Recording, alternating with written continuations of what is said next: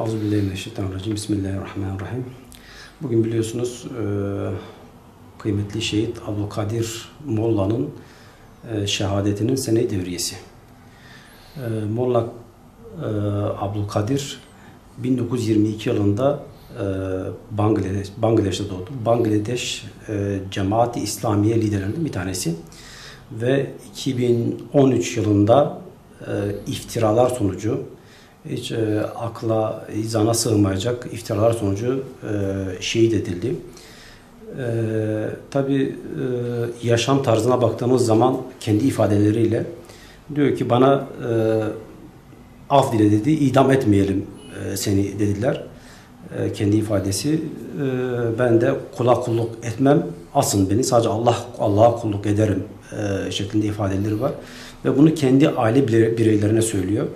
Ve şehadetin kendisi için bir şans olduğunu ve çok istekli olduğunu görüyoruz. Ve hayatının geri kalan kısımlarına baktığımız zaman sürekli hep İslami hareketlerin içerisinde yer almış.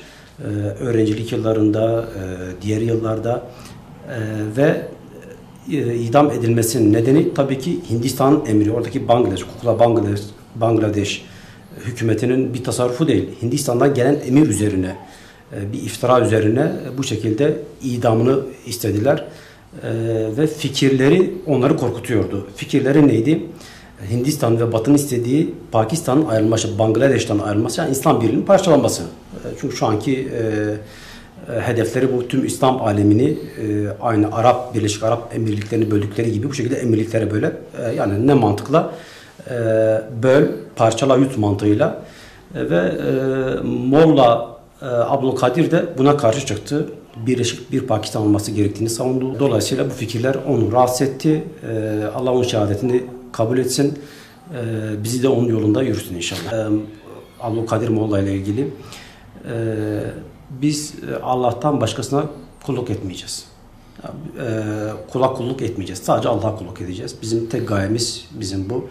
Zulüm nereden gelirse gelsin vereceğimiz sadece bir candır. Ki en büyük örneğin Abdülkadir Molla'dır. Eğilmedi, asın beni dedi. Emri nedir? Allah'ın emridir bu. Bir orada zalimin zulmü var. Ona dik durdu ve neticede canını cennet karşılığı Allah'a sattı. Biz bunu güzel bir şekilde ders alabiliyoruz ondan. Gençler mutlaka Abdülkadir Molla'nın hayatını okuması gerekiyor.